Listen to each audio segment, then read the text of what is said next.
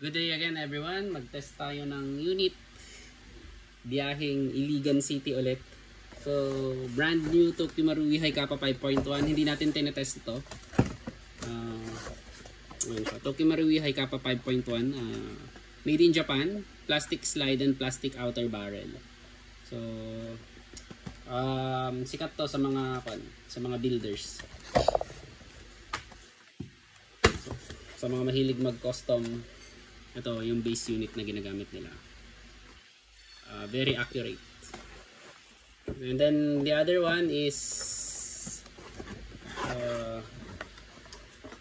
WE G17 Gen 3 Black Tan.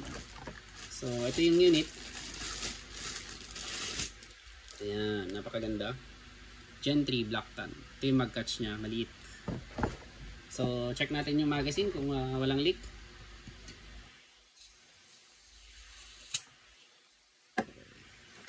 Wala namang leak. May mag-test tayo ng 5 shots.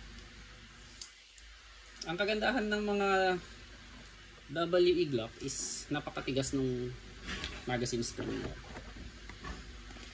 So, makakatulong yun para iwas misfit. So, ayan. WG17 Gen 3 Black Tan. Test fire. So, no BBs, no BBs. Thank you very much, sir.